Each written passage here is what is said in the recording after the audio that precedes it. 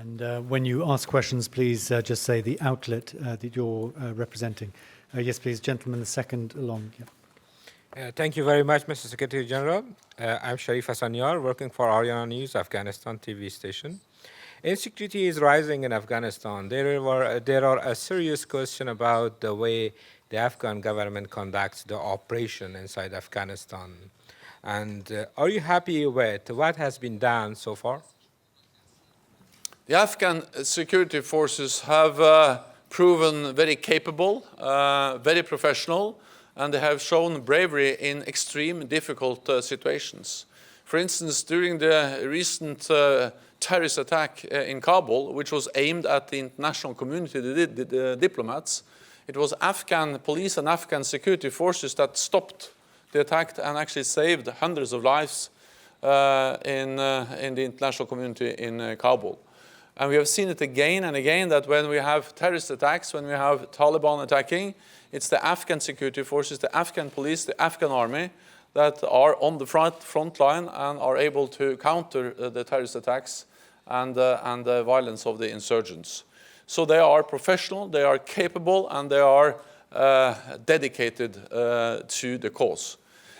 Having said that, of course, there is room for improvements. There are areas where we can strengthen further the capacity, the professionalism, and the capabilities of the Afghan forces. And that's exactly why we now are aiming at doubling the number of special operation forces to our train, assist, and advise program. That's exactly why we are going to help Afghanistan to provide key enablers, like, for instance, more advanced, better air forces, both with more pilots and also with new airframes. And that's exactly why we are going to strengthen further the education capacity, the military academies, to improve leadership in the Afghan army, including addressing the fight against terrorism. So yes, they have proven capable, but yes, there is a room for further improvement. Okay, gentleman in the first row. Nasim Shafaq from Radio Free Europe, Radio Liberty. It is believed that the major source of insecurity in Afghanistan is the terrorist sanctuaries inside Pakistan. Besides sending more troops to Afghanistan, does NATO has a plan to put pressure on Pakistan to close those sanctuaries? It is absolutely unacceptable that a country provide sanctuary to terrorist groups which are responsible for terrorist attacks inside another country. And the only way to achieve a lasting peace is to have a regional approach. And that is also one of the reasons why I welcome so much the new initiative by President Ghani, the Kabul process, where he invited many nations, countries from the region, to sit down and discuss how can we make progress in a peace process, which includes also countries in the region. NATO has regular engagements with Pakistan, military dialogue and political dialogue, and of course NATO and many NATO allies, and especially the United States, have addressed several times the importance also of addressing the sanctuaries of terrorist groups, Taliban, the Haqqani network in Pakistan. So that has to be addressed as part of the solution to the conflict and the problems in Afghanistan. Yes, please, gentleman in the second row. Mr. Secretary General, thank you. Volodymyr Runets, Channel 24, Kiev. As far as we know, Ukrainian Minister of Defense is here in Brussels, and he's obviously been discussing Ukrainian participation in the Afghan mission. Could you please be more specific on what has been what you have agreed on, and how important is Ukrainian assistance? Thank you. The Ukrainian Defense Minister, Minister Poltorak, he participated in the meeting. He reconfirmed, of course, the strong support of Ukraine to Afghanistan, to the Resolute Support mission. We are grateful for the support. And we are now in the midst of a fourth generation conference. I'm not able to go into the specific numbers. We will be more precise on the specific troop levels, both from different countries and the total numbers later on. But what I can say is that NATO will remain in Afghanistan, and we are going to increase our presence, and we are grateful for Ukraine being a nation which, or a country which has contributed to our efforts in Afghanistan over a long period. And I met Minister Poltrak several times, and I expressed my gratitude to him. Yes, gentleman in the front row. My name is Shirshan Awabi. I am from Khurshid TV. Mr. Secretary General, some weeks ago, one of the key ministers by the name of Amrullah Saleh, the guy who was appointed for countering the corruption in the level of forces, especially in the level of Interior Ministry and Ministry of Defense, he resigned. And as we know that corruption is the biggest problem in the security sector of Afghanistan. So what is NATO's plan to fight against corruption and also to bring a tight reform in these two areas, actually?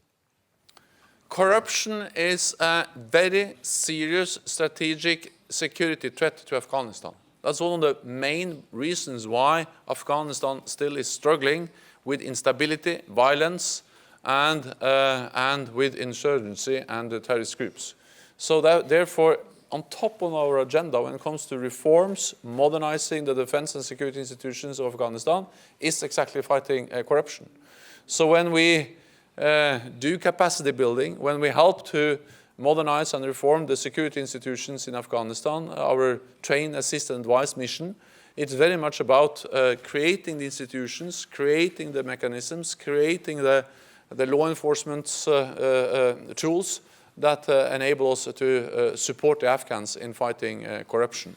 It's not easy, it's extremely hard and extremely difficult, but we have to continue to be very focused and very vigilant in the fight against terrorism. I welcome the progress we have seen, but I also, of course, express my concern that that corruption is still a big problem in Afghanistan. We have time for one more question. Gentleman in the third row. Secretary General, Nordin Fridi from Al Arabiya News Channel. The Prime Minister of Iraq, Mr. Haider al-Abadi, announced this afternoon that the defeat of Daesh and that the Iraqi army captured the famous mosque where al-Baghdadi announced 3 years before his state of or Khilafah. I would like to ask you your comment on this and how defeat of Daesh may impact the NATO strategy towards Iraq. Thank you. The NATO supports the coalition to defeat Daesh or ISIS. And we have supported the coalition for a long time, and we have just become a full member of the coalition. The plan, and of course the purpose of the military operations in Iraq has always been to defeat ISIS, Daesh, and to also liberate Mosul as part of that. But the main focus of NATO is not on the high-end combat operations, which are taking place, for instance, in Mosul. The main focus of NATO has been to build capacity, to train Iraqi forces. So when Daesh is defeated, when Mosul is liberated, then we need capable Iraqi forces which can keep Daesh down and can create conditions for stability and a peaceful development in Iraq. And that's exactly why we are now working on how we can help them to modernize their Ministry of Defense, how we can help them with reforming and modernizing security institutions, and also training Iraqi officers and forces. So some of the officers we have trained have participated in the liberation of Mosul because they have been trained in counter-IED. But we really think that NATO's role in Iraq goes beyond the liberation of Mosul and actually beyond the the immediate defeat of Daesh or ISIS.